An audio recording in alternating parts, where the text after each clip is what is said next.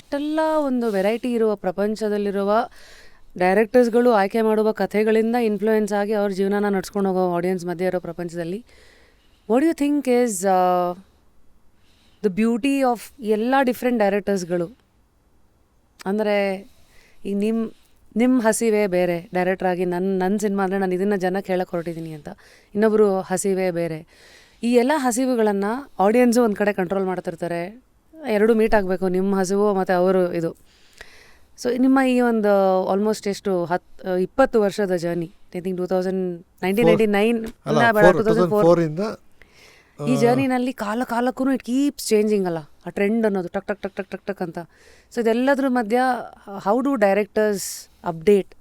ಯಾಕೆಂದರೆ ಇವಾಗ ಫಸ್ಟು ನಿಮಗೆ ತಾನೇ ಸೆನ್ಸಿಬಿಲಿಟೀಸು ಪಲ್ಸು ಗೊತ್ತಾಗತ್ತೆ. ಆಮೇಲೆ ನೀವು ಹಾಕೊಂಡು ಕೂತಿರೋ ಟೀ ಶರ್ಟ್ ಮೇಲೆ ಬಿಲೀವ್ ಅನ್ನೋದು, ಅದಕ್ಕೆ ತಕ್ಕಂತೆ ಮೊದಲು ಡೈರೆಕ್ಟ್ರೇ ಬಿಲೀವ್ ಮಾಡೋದು, ಇದು ನನ್ನ ಕೂಸು, ನನಗೆ ಗೊತ್ತಿದ್ದು ಪಾಸಾಗತ್ತೆ ಎಕ್ಸಾಮು ಅಂತ. ಹೆಂಗೆ ಅಪ್ಡೇಟ್ ಆಗ್ತೀರಾ? ನನಗೆ ಯಾವಾಗಲೂ ನನ್ನ ಸಿನಿಮಾ ಕತೆ ಬರೆಯುವಾಗ, ಅಂದರೆ ನಾನು ಪೂರ್ತಿ ಕತೆ ನಾನು ಬರೆಯೋಲ್ಲ. ಫಸ್ಟ್ ಆಫ್ ಆಲು ನನ್ನ ಐಡಿಯಾ ಮಾತ್ರ ಜನ್ರೇಟ್ ಮಾಡ್ತೀನಿ, ಅದನ್ನ ಬೇರೆ ರೈಟರ್ಸ್ನ ಇಟ್ಕೊಂಡು ಬರೆಸ್ತೀನಿ. ಯಾಕೆಂದರೆ ಇವತ್ತಿಗೂ ನನ್ನ ಎಕ್ಸ್ಪೀರಿಯೆನ್ಸು ನನ್ನ ರೈಟಿಂಗ್ಗೆ ಸಾಕಾಗ್ತಾ ಇಲ್ಲ ಅಂತಲೇ ಅನಿಸೋದು. ನನ್ನ ಲೈಫ್ ಎಕ್ಸ್ಪೀರಿಯೆನ್ಸು ನನ್ನ ರೈಟಿಂಗ್ ಸಾಕಾಗ್ತಾ ಇಲ್ಲ, ನನಗಿನ್ನೂ ಆ ಡೆಪ್ತನ್ನ ಟಚ್ ಮಾಡೋಕ್ಕಾಗಿಲ್ಲ ಅಂತ. ಸೊ ಅದಕ್ಕೇನು ಮಾಡ್ತೀನಿ, ಪ್ರತಿ ಕತೆಗೂ ನಾನು ಪ್ರತಿ ಸಿನಿಮಾಗೂ ಬೇರೆ ಬೇರೆ, ಈಗ ಫಸ್ಟ್ ಸಿನಿಮಾ ಮಾಡಿದಾಗ ಎಚ್ ಎ ಅನಿಲ್ ಕುಮಾರ್, ಚಾಮರಾಜ ಸವಡಿ ಅಂತ ಅವರಿಬ್ಬರು ಕೈಯಲ್ಲಿ ಬರ್ಸ್ಕೊಂಡೆ. ನಾಟಿ ಚರಾಮಿಗೆ ಸಂಧ್ಯಾ ರಾಣಿ ಮತ್ತು ಅಭಯ್ ಸಿಂಹ ಅವ್ರ ಕೈಯಲ್ಲಿ ಬರ್ಸ್ಕೊಂಡೆ. ಆ್ಯಕ್ಟ್ 1978ಗೆ ಟಿ ಕೆ ದಯಾನಂದು ವೀರೇಂದ್ರ ಮಲ್ಲಣ್ಣ ಅಂತ. ಇದು 1921ಗೆ ವೀರೇಂದ್ರ ಮಲ್ಲಣ್ಣ, ಅವಿನಾಶು. ಸೊ ಈ ಥರದ ನನ್ನ ಜೊತೆ ಯಾರೋ ಹೊಸ ರೈಟರ್ಸ್ ಇದ್ದೇ ಇರ್ತಾರೆ. But cinema writing important. ನಾನು ಯೋಚನೆ ಮಾಡೋದೇನು ಅಂತಂದರೆ, ನಾನು ಇವತ್ತು ಕತೆ ಯೋಚನೆ ಮಾಡ್ತಾಯಿದ್ದೀನಿ ಅಂತಂದರೆ, ಈಗ ನಾವು 24ಅಲ್ಲಿದ್ದೀವಿ. ನನ್ನ ಸಿನಿಮಾ ಈಗ ಶುರು ಯಾವಾಗ ಆಗ್ಬೋದು? ಮೇ ಬಿ ಒಂದು ಆಗಸ್ಟಿಗೆ ಶುರು ಆಗ್ಬೋದು. ಆಗಸ್ಟಿಗೆ ಶುರುವಾದರೆ ರಿಲೀಸ್ ಆಗೋಷ್ಟರಲ್ಲಿ 25 ಆಗುತ್ತೆ. 25 ಮಾರ್ಚ್ ಇಲ್ಲ ಏಪ್ರಿಲ್ಗೆ ಆಗ್ಬೋದು ಅಂತ ಒಂದು ಅಂದಾಜು, ಒಂದು 1 year ಪೀರಿಯಡ್ ಲೆಕ್ಕದಲ್ಲಿ ಹಾಕೋಣ. 25 ಏಪ್ರಿಲ್ಗೆ ಈ ಕತೆ ರೆಲೆವೆಂಟಾ ಅಂತ ಇವತ್ತು ಯೋಚನೆ ಮಾಡಬೇಕು. ಅವತ್ತಿಗೆ ಇದು ಔಟ್ಡೇಟೆಡ್ ಫೀಲ್ ಆಗಬಾರ್ದು. ಸೊ ಯಾವತ್ತು ಕತೆ ಅನ್ನೋದು ಫ್ಯೂಚರ್ ಕಡೆ ಟ್ರಾವೆಲ್ ಮಾಡೋ ಥರದ ಕತೆಗಳ ಬಗ್ಗೆನೇ ನಾನು ಜಾಸ್ತಿ ತಲೆ ಕೆಡ್ಸ್ಕೊತೀನಿ, especially issues based. Where you get these ಅಂದರೆ ಐಡಿಯಾಸು, ಇನ್ಸ್ಪಿರೇಷನ್? ನಿಮ್ಮದು ಅಂತ ಒಂದು ಕ್ಯಾಟಗರಿ ಅಂತ ಹಾಕೊಂಡಿದ್ದೀರಾ? ಲೈಕ್ ನೀವೇ ಹೇಳ್ದಂಗೆ ಕೆಲವುದರಲ್ಲಿ ಇಶ್ಯೂ ಬೇಸ್ಡ್ ಟಚ್ ಮಾಡಿದ್ದೀರಾ. ಜನಗಳ ಆಡಿಯನ್ಸ್ ಅವ್ರು ಟ್ರಾವೆಲ್ ಆಗಬೇಕು, ಅದೆಲ್ಲ ಒಂದು ರೆಸಿಪಿ ಗೊತ್ತಿದೆ, ಹೌ ಯು ಥಿಂಕ್ ಏನು ಅಂತ. ಬಟ್ ಅದು ಬಿಟ್ಟು ಅಂದರೆ ನನಗೆ ಪೇಪರ್ ಓದ್ತೀನಿ, ನ್ಯೂಸ್ ಫಾಲೋ ಮಾಡ್ತೀನಿ. ನನಗೆ ಪಾಲಿಟಿಕ್ಸು ತುಂಬ ಇಂಟ್ರೆಸ್ಟಿಂಗ್ ಸಬ್ಜೆಕ್ಟು. ನಾನು ಯಾವುದು ಪರ್ಟಿಕ್ಯುಲರ್ ಪಾರ್ಟಿ ಜೊತೆ ಗುರ್ತಿಸ್ಕೊಳ್ಳೋಕೆ ಹೋಗಲ್ಲ, ಬಟ್ ಪಾಲಿಟಿಕ್ಸ್ ಅನ್ನೋದು ತುಂಬ ಇಂಟ್ರೆಸ್ಟಿಂಗ್ ಸಬ್ಜೆಕ್ಟ್ ನನಗೆ. ಅಂದರೆ ನಿಮ್ಗೆ ಸಿನಿಮಾಗೆ ಬೇಕಾದ್ರೆ ಸ್ಕ್ರೀನ್ ಪ್ಲೇ ಸಿಗೋದೆ ಪಾಲಿಟಿಕ್ಸಲ್ಲಿ. ಹೇಗೆ ಅಲ್ಲಿ ಟ್ವಿಸ್ಟ್ಗಳಿರುತ್ತೆ, ಟರ್ನ್ಸ್ ಇರುತ್ತೆ, ಸರ್ಪ್ರೈಸಸ್ ಇರುತ್ತೆ, ಏನು ಕಾಂಪ್ಲೆಕ್ಸ್ ಇರುತ್ತೆ. ಪ್ರತಿಯೊಂದು ನಿಮ್ಗೆ ಅಲ್ಲಿ ಪಾಲಿಟಿಕ್ಸಲ್ಲಿ ಸಿಗುತ್ತೆ. ಕ್ಯಾರೆಕ್ಟರ್ಸ್ ಇರುತ್ತೆ, ಅದ್ಭುತವಾದ ಕ್ಯಾರೆಕ್ಟರ್ಸ್ ಇರ್ತಾರೆ, ಅದ್ಭುತವಾದ ಮಾತುಗಾರ ಇರ್ತಾರೆ, ಅದ್ಭುತವಾದ ಬಾಡಿ ಲ್ಯಾಂಗ್ವೇಜನ್ನು ಮೇಂಟೈನ್ ಮಾಡೋರು ಇರ್ತಾರೆ. ಪ್ರತಿಯೊಂದು ಸಿಗುತ್ತೆ ನಿಮಗೆ. ಅದು ಇಂಟ್ರೆಸ್ಟಿಂಗ್ ಸಬ್ಜೆಕ್ಟು. ನಾನು ಅದನ್ನು ಒಂದು ಸೋಷಿಯಲ್ ಸ್ಟಡಿ ಥರ ಅದನ್ನು ಪಾಲಿಟಿಕ್ಸ್ನ ಒಂದು 15 yearsಯಿಂದ ಸ್ಟಡಿ ಮಾಡ್ತಾನೇ ಇದ್ದೀನಿ. ಮೊದಲೆಲ್ಲ ಕನ್ಕ್ಲೂಷನ್ ಥರ ಸ್ಟಡಿ ಮಾಡ್ತಾಯಿದ್ದೆ, ಈ ಕನ್ಕ್ಲೂಷನ್ ಇಲ್ಲ, ನ್ಯೂಟ್ರಲ್ ಆಗಿ ಇನ್ನೂ ಏನೋ ಸಿಗುತ್ತೆ, ಸಮಥಿಂಗ್ ವಿಲ್ ಹ್ಯಾಪನ್ ಅನ್ನೋ ಒಂದು ಕ್ಯೂರಿಯಾಸಿಟಿ ಮೇಲೇ ಹೋಗ್ತಾ ಇರ್ತೀನಿ.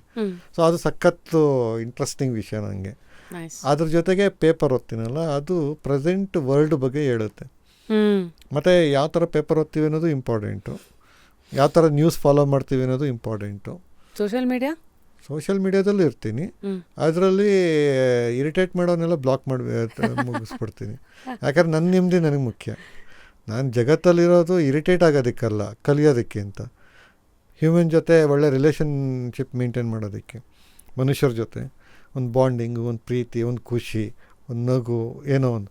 ಅದು ಬಿಟ್ಬಿಟ್ಟು ನಾವು ಇರಿಟೇಟ್ ಆಗಿ ಇನ್ನೊಬ್ರನ್ನ ಇರಿಟೇಟ್ ಮಾಡಿ ಯಾವಾಗಲೂ ಇನ್ನೊಬ್ರ ಜೊತೆ ಕಿರಿಕ್ ಮಾಡಿಕೊಂಡು, ಅದು ಯಾವುದೋ ಗೊತ್ತಿಲ್ಲದಿರೋ ವರ್ಚುವಲ್ ಜಗತ್ತಲ್ಲಿ ಜಗಳ ಆಡಿಕೊಂಡು ನಾನು ಏನು ಅಂತ ಪ್ರೂವ್ ಮಾಡಿಕೊಂಡು ಈ ಟೈಮ್ ವೇಸ್ಟಲ್ಲಿ ನನಗಂತೂ ಇಂಟ್ರೆಸ್ಟ್ ಇಲ್ಲ. ಯಾಕಂತಂದರೆ ನನಗೆ ನನ್ನ ಕೊಲೀಗ್ ಒಬ್ಬರು, ಅಂದರೆ ನನ್ನ ಸೀನಿಯರ್ ಡೈರೆಕ್ಟ್ರ್ ಒಬ್ಬರು ಈ ವಿಷಯ ನನಗೆ ಹೇಳಿದ್ದು. ಸ್ಟಾರ್ಟಿಂಗಲ್ಲಿ ಸಿಕ್ಕಾಪಟ್ಟೆ ಆ್ಯಕ್ಟಿವ್ ಆಗಿದೆ ಫೇಸ್ಬುಕ್ಕಲ್ಲಿ, ಯಾರ್ಯಾರಿಗೋ ರಿಪ್ಲೈ ಎಲ್ಲ ಬರೀತಾಯಿದ್ದೆ, ಯಾರ್ಯಾರಿಗೋ ಕಮೆಂಟಿಗೆಲ್ಲ ಎಕ್ಸ್ಪ್ಲನೇಷನ್ ಕೊಡ್ತಾಯಿದ್ದೆ. ಆವಾಗ ಒಂದ್ಸಲ ಫೋನ್ ಮಾಡಿದ್ರು, ಮನ್ಸೂರೇ ನೀವು ಎಲ್ಲರಿಗೂ ಯಾಕೆ ಆನ್ಸರ್ ಮಾಡಬೇಕು ಅಂತ. ಗೊತ್ತಿಲ್ದಿರೋ ಯಾರಿ ಜಗತ್ತು. ಡೈರೆಕ್ಟ್ರು ಹೇಳಿ ಅಂದರೆ ಒಳ್ಳೆ ವಿಚಾರ ಹೇಳ್ಕೊಟ್ಟಿರೋದ್ರಲ್ಲಿ ಹೇಳ್ಕೋಬಹುದು ಅನ್ಸುತ್ತೆ. ಪವನ್ ಎಲ್ಲಿ ನಮ್ಮ ಇವರು ಲೂಸಿಯಾ ಪವನ್. ಓಕೆ, ಅವರೇ ಒಂದ್ಸಲ ಕಾಲ್ ಮಾಡಿ ಹೇಳಿದ್ದು ನನಗೆ, ಅದೇನಾಗತ್ತೆ ಅಂತಂದರೆ ನೀವು ಯಾವುದೋ ಒಂದು ಪೋಸ್ಟ್ಗೆ ನೀವು ಹಾಕ್ತೀರ, ಯಾವನೋ ಒಬ್ಬ ಎಲ್ಲೋ ಇರ್ತಾನೆ, ಯಾವುದೋ ಊರಲ್ಲಿರ್ತಾನೆ, ಅವ್ನು ನೀವು ಯಾರು ಅಂತಲೇ ಗೊತ್ತಿಲ್ಲ, ನಿಮ್ಮ ಏನು ವರ್ಕ್ ಎಕ್ಸ್ಪೀರಿಯೆನ್ಸ್ ಆಗ್ಬೋದು ಏನೂ ಐಡಿಯಾ ಇಲ್ಲ, ಅಲ್ಲಿ ನಿಮ್ಮ ಆ 4 ಲೈನ್ ನೋಡ್ಕೊಬಂದು ಏನೋ ಒಂದು ಕಮೆಂಟ್ ಆಡಿರ್ತಾನೆ, ನೀವು ಅದಕ್ಕೆ ತುಂಬ ಡಿಸ್ಟರ್ಬ್ ಆಗಿ ತಲೆಗೆಡ್ಸ್ಕೊಂಡು ಅವ್ನಿಗೇನು ಆನ್ಸರ್ ಬೇಕು ನೀವು ತಲೆಗೆಡ್ಸ್ಕೊತೀರ. ಬಟ್ ಅವ್ನು ಖುಷಿಯಾಗಿ ನಿದ್ದೆ ಮಾಡ್ತಾನೆ, ನನ್ನ ಮನ್ಸರೇ ಅಂತ ಡೈರೆಕ್ಟ್ರಿಗೆ ಉರ್ಸಿದ್ದೀನಿ ಗುರು ಅಂತ. ಅವ್ನಿಗದು ಪ್ಲೆಜರು ಖುಷಿ, ನೀವು ಯಾಕೆ ನಿಮ್ಮದು ಹಾಳು ಮಾಡ್ಕೊತೀರ ಅಂತ. ಸೊ ಆವತ್ತಿಂದ ನಾನು ಈ ಥರದ ಇರಿಟೇಟ್ ಆಗೋದೆಲ್ಲ ಬಿಟ್ಬಿಟ್ಟಿದ್ದೀನಿ, ರಿಪ್ಲೈ ಮಾಡೋದು ಬಿಟ್ಬಿಟ್ಟಿದ್ದೀನಿ. ತುಂಬ ಪರಿಚಯ ಇದ್ದವರು. ಈಗ ರಶ್ಮಿಯೋ ನನಗೇನಾದ್ರು ಕಮೆಂಟ್ ಹಾಕಿದ್ರೆ ಗ್ಯಾರಂಟಿ ಆನ್ಸರ್ ಮಾಡ್ತೀನಿ. ಹೇಗೆ ಅಂತಂದರೆ ತುಂಬ ಲೈಟ್ ರಿಪ್ಲೈ ಆದರೆ ಅಲ್ಲೇ ಹಾಕ್ತೀನಿ, ತುಂಬ ಸೀರಿಯಸ್ ವಿಷಯ ಆದರೆ ಡೈರೆಕ್ಟಾಗಿ ಕಾಲ್ ಮಾಡ್ತೀನಿ. ಒಳ್ಳೆ ವಿಷಯ ಅದು. ಯಾಕೆಂದರೆ ಎಷ್ಟೋ ಜನಕ್ಕೆ ಸೋಷಿಯಲ್ ಮೀಡಿಯಾನ ಹೇಗೆ ಉಪಯೋಗಿಸ್ಬೋದು, ಎಲ್ಲಿ ಲೈನ್ ಹಾಕೋಬೇಕು ಗೊತ್ತಿಲ್ಲದೆ ಇರೋರಿಗೆ ನೀವು ಹೇಳೋದು ನಾವು ಈಗ ನೋಡ್ಬೋದು. ಈಗ ಎಕ್ಸಾಂಪಲ್ ಅಂತಂದರೆ ನಂದು ಈ ರೀಸೆಂಟು ನನ್ನ ಫಾಲೋವರ್ಸ್ ಆಗ್ಬೋದು, ನನ್ನ ಫ್ರೆಂಡ್ ಸರ್ಕಲರ್ ನನ್ನ ಫೇಸ್ಬುಕ್ ನೋಡಿದ್ರೆ ಎಲ್ಲರಿಗೂ ಗೊತ್ತಿರುತ್ತೆ ನಾನು ರಿಪ್ಲೈ ಮಾಡೋದು ಮ್ಯಾಕ್ಸಿಮಮ್ ಒಬ್ರಿಗೆ ಮಾತ್ರ ಅಂತ. ಅದ್ಯಾರು ಅಂದರೆ ವೀರೇಂದ್ರ ಮಲ್ಲಣ್ಣ ಅಂತ, ನನ್ನ ಜೊತೆಲೇ ಇರ್ತಾನೆ. ಆಲ್ಮೋಸ್ಟ್ 18 to 20 hours ನನ್ನ ಜೊತೆಲೇ ಇರ್ತೀವಿ. ಸೊ ಲಾಸ್ಟ್ ಆಲ್ಮೋಸ್ಟ್ 9 years ನನ್ನ ಜೊತೆಲೇ ವರ್ಕ್ ಮಾಡ್ಕೊಂಡು ಬರ್ತಾಯಿದ್ದೀವಿ. ನನ್ನ ಪ್ರೀವಿಯಸ್ 2 ಸಿನಿಮಾದಲ್ಲೂ ನನ್ನ ಜೊತೆಲೇ ಇದ್ದಾನೆ. ಇಬ್ಬರು ಬೆಳಗ್ಗೆ ಆಫೀಸಲ್ಲಿ ಬೆಳಗ್ಗೆಯಿಂದ ರಾತ್ರಿವರೆಗೆ ಜೊತೆಲೇ ಇರ್ತೀವಿ. ಫೇಸ್ಬುಕ್ಕಲ್ಲಿ ನಾವೇ ಕಾಮೆಂಟ್ಗಳು ಹಾಕ್ಕೊತಾ ಇರ್ತೀವಿ. ಇದೊಂಥರ ಕಾಮಿಡಿ ಥರ, ಇಟ್ಟು ಪುಟ್ಟು ಥರ ಅಲ್ಲ ಅಷ್ಟೇ. ಅಲ್ಲೇ ಈ ಟೇಬಲ್ ನಾನು ಇರ್ತೀನಿ, ಆ ಟೇಬಲ್ ಅವನು ಇರ್ತಾನೆ, ಅಲ್ಲಿಂದ ಅವನೊಂದು ಕಮೆಂಟ್ ಆಗ್ತಾನೆ, ಇಲ್ಲ ಅಂದರೆ ನಮ್ಗೆ ಏನೂ ಸಮಸ್ಯೆ ಇಲ್ಲ. ಇದು ಬೇಕು ಲೈಫಿಗೆ, ಯಾಕಂದರೆ ಅವಾಗವಾಗ ಒಂದು ಹಾಸ್ಯನೂ ಬೇಕು. ಯಾಕಂದರೆ ಬೇರೆ ಯಾರ ಜೊತೆನೂ ಕಿತ್ತಾಡೋದ್ರಲ್ಲಿ ಅರ್ಥನೇ ಇಲ್ಲ. ಫಸ್ಟ್ ಆಫ್ ಆಲ್ ನಮ್ಮ ಒಂದು ಟೈಮ್ ಇದೆಯಲ್ಲ, ಒಂದು ಕತೆ ಬಗ್ಗೆ ಯೋಚನೆ ಮಾಡೋದಕ್ಕೋ, ಒಂದು ಸಿನಿಮಾನ ಸ್ಟಡಿ ಮಾಡೋದಕ್ಕೋ, ಒಂದು ಬುಕ್ ಓದೋದಕ್ಕೋ, ಇನ್ನೊಂದು ಹೊಸ ವಿಷಯ ತಿಳ್ಕೊಳ್ಳೋದಕ್ಕೋ ಸ್ಪೆಂಡ್ ಮಾಡೋದ್ರಲ್ಲಿ ನಮಗೊಂದು ಅರ್ಥ ಇದೆ, ಒಂದು ಗೇನ್ ಇದೆ.